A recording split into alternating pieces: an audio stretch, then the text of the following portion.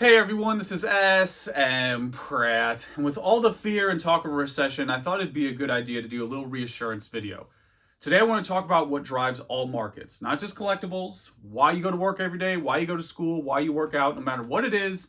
The universal truth to all that is incentive. Incentive is the universal motivator.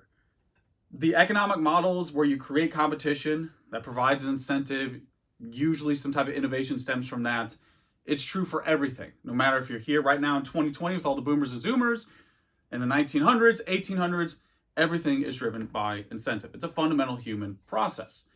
Now, what happens in recessions, or when there's a downturn in the market, or when you enter a bear market, the most contagious pandemic comes back every single time, right on cue, and that pandemic is fear. Fear is more contagious than any physical disease, by far. Fear is something that is rampant. It is rife in a recession. So when you're entering that scenario, when you're in a down market, there's a lot of subtlety and nuance that people miss. And I think the number one thing is markets don't move like this. They're not in linear lines. You don't just move up like this and then down like that. It's usually something like this, up and down, up and down, up and down. And then in a recession, it's still these up and down spikes in a downward motion. And then it goes up again, goes down again. That's how markets move. And bear with me, I'm going to give you a really nuanced point.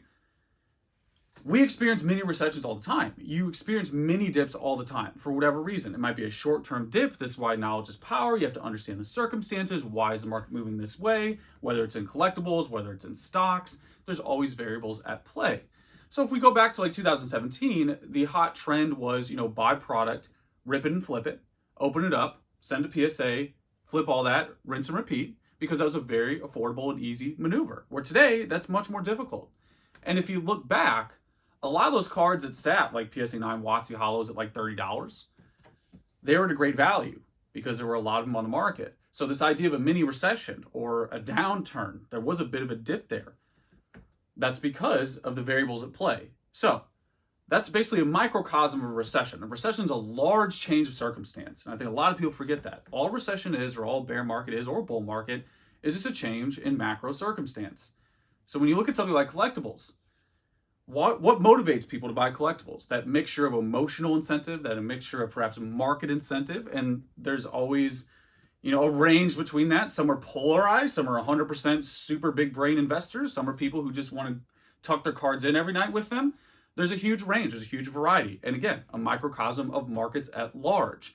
The reasons why people buy collectibles are the same reasons and variability of all market participation. Not everybody's me, not everybody's Rudy. Even between those 2 points, there's a huge difference, even though we might be similar. Point being is there's always a ton of incentive, always a ton of motivation, always in motion. One of the things I think people miss when you try to borrow from previous recessions is that the market activity from, let's say, 2008 was a fraction of what it is today. So even if you had the same percentage of drop, let's say you had a 50% drop back in the day and a 50% drop today, the level the market's at today is so much higher and the activity is so much greater that it's still going to be significantly higher than what it was back here. So going back to that point of how markets move over a long term, you had all this movement up and down, and even with a drop, it's still way up. It's literally impossible to go back to 2008. It's impossible to erase all the variables that have established and grown the market. Back in the day, for example, I couldn't ship to half the countries I do now. I couldn't communicate with half the countries I do now. I can't get on something like Discord that didn't exist back then and do voice calls or chat with people around the globe 24 hours a day. That was not a possibility. More specifically, you didn't have outlets like social media, YouTube. I couldn't talk to you in a camera. You couldn't see my grandma basement bunker. That wasn't possible back then. There are so many new equations and variables every time you deal with a new recession, which again, this is why knowledge is power. This is why being engaged is the ultimate answer. So tying this back into collectibles, what a lot of people fear is, well, with a recession, are people just going to stop enjoying Pokemon? I think it's much more difficult to predict what's going to happen in a downturn or a bear market. It's easier to predict what won't happen. And here's some things that won't happen. People won't suddenly just stop enjoying what they enjoy. I'm not going to just stop enjoying Pokemon or sports or whatever I've enjoyed for my entire life. That's just not going to happen. What might happen is you might see a slowdown in economic activity. Those people who enjoy hobbies because they might have lost their job or some type of, inertia a response from the market dipping, they can't afford to continue the way they did before, so they might make an adjustment. And that adjustment might not be zero. It's not zero sum here.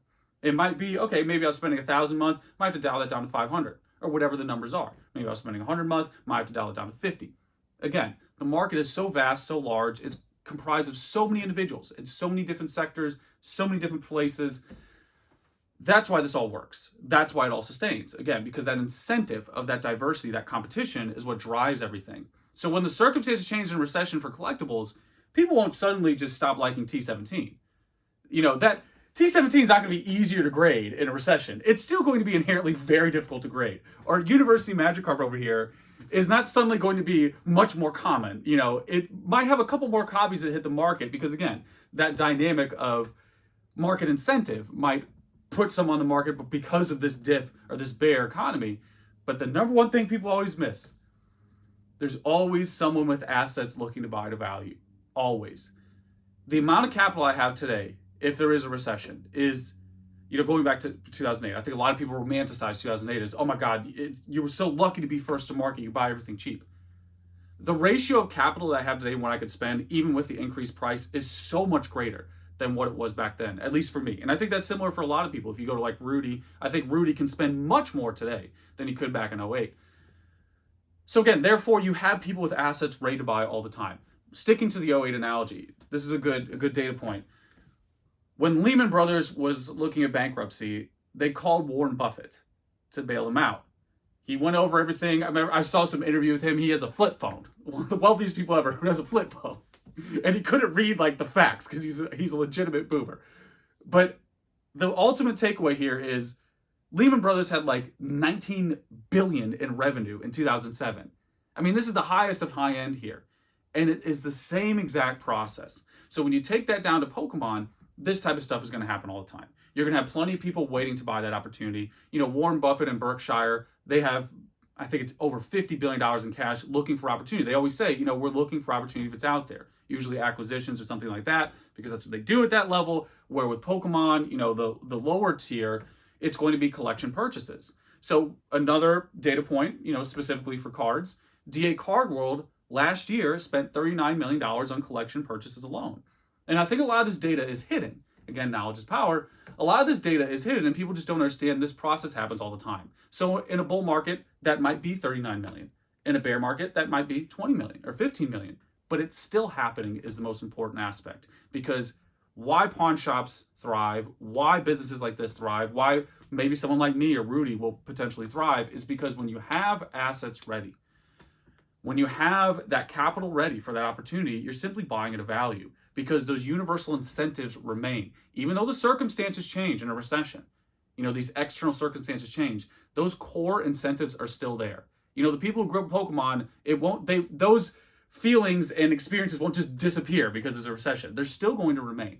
Now, that economic activity is going to be a variable. It'll have a lot of variability. But again, just emphasizing, incentive is what drives everything. That doesn't change in a market. It's just the circumstances around that incentive is what changes. And I think that's the biggest pro tip people miss is that, everyone thinks this is a zero-sum game, that Charizard is going to be $1 again. That'll never happen. I will literally buy every single Charizard in the world if that happened. And I'm not, again, sperm of the sperm whale. When you have people like Buffett's of the world and these companies like that could wipe out, they could buy everything in Pokemon if they wanted to that's available. But the point is that you always have those individuals. And keep in mind, Pokemon is the lowest end of evolution change. We're still basic Pokemon. We're still Poliwags. We just learned Tail Whip. We're still splashing around. We're not even stage 1 or stage 2, with like sports cards. And sports cards aren't even like actual business and stocks. And they have artwork and all that stuff way up there. We're way down here in the stage 1 area. We're the basic Pokemon. That's where we are right now. So therefore, the final point is that even in a recession, we're already at a point that's very early days. I don't think it's going to be hit as dramatically as people think. And I think, those high quantity, low capital cards are going to be the worst offender. But at the end of the day, there's always someone waiting to buy up a value because that incentive always remains. It's just the circumstances that change. So there it is, guys. Hopefully that was useful. It's an idea I've been kicking around for a while, and I really wanted to get it out there in a video format because I see this fear all the time. I saw it in 2008. You see it anytime there's movement. I saw it in 2017, ironically, when prices dipped a bit. You're always going to have these little moments of up and down. That's how markets move, up and down, and then it's the long trends over time. But again, incentive is what drives everything. It's the circumstances that change. So you know the deal. Let me know how you feel. Hopefully that was useful. And that is pretty much it, guys. Till next time.